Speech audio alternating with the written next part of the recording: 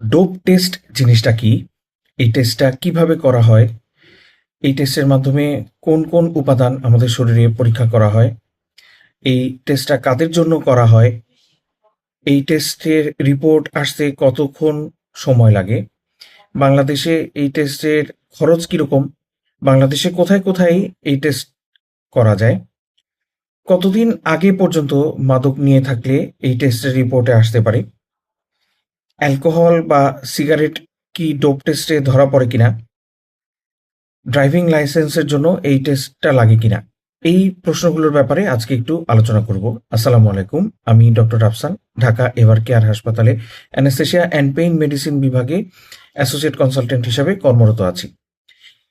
প্রথমেই আসি dope test. আমি যদি একদম সংক্ষেপে বলি বা সহজ করে বলি, শরীরে কোনো মাদকের উপস্থিতি আছে কিনা বা বিশেষ কিছু উপাদানের উপস্থিতি আছে কিনা এটা দেখার জন্য এই টেস্টটা করা হয়। এই টেস্টটা কিভাবে করা হয়? আম কোনো ব্যক্তির শরীর থেকে বিভিন্ন স্যাম্পল, যেমন প্রস্রাবের স্যাম্পল নিয়ে করা যেতে পারে, ব্লাড স্যাম্পল, রক্তের স্যাম্পল নিয়ে করা যেতে পারে, লালার স্যাম্পল নিয়ে করা যেতে পারে, ঘামের স্যাম্পল নিয়ে করা যেতে পারে, চুলের স্যাম্পল নিয়ে করা যেতে পারে, এমনকি কিছু টেস্ট ইনহেলেশন বা ব্রেথ টেস্ট, শ্বাস-প্রশ্বাসের মাধ্যমেও করা যেতে পারে।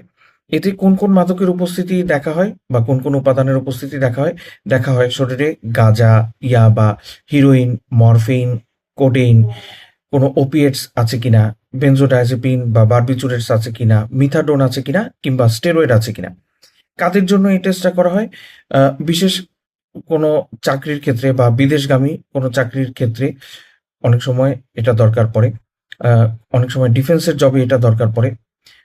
যারা মাদকাসক্ত তাদের চিকিৎসার জন্য এটা এবং ফলো-আপ এর জন্য ধরা পড়ে, আ দরকার পড়ে।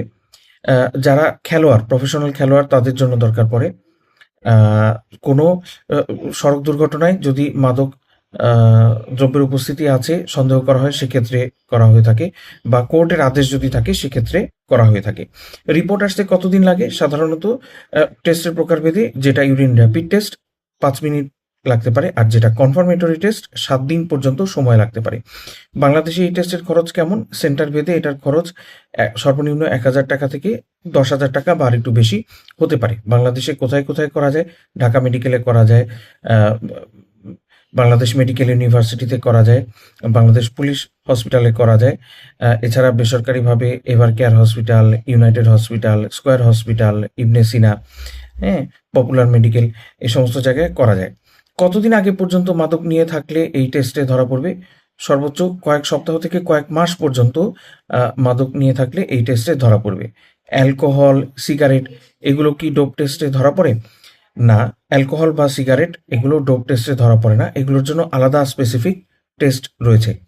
ড্রাইভিং লাইসেন্সের জন্য কি ডোপ টেস্টের প্রয়োজন? নন প্রফেশনাল ড্রাইভিং লাইসেন্সের জন্য ডোপ টেস্টের প্রয়োজন নেই। তবে প্রফেশনাল ড্রাইভিং লাইসেন্সের জন্য ডোপ টেস্টের প্রয়োজন। আশা করি এই তথ্যগুলো অনেকেরই উপকারে আসবে। সবাই ভালো থাকবেন, সুস্থ থাকবেন। ধন্যবাদ।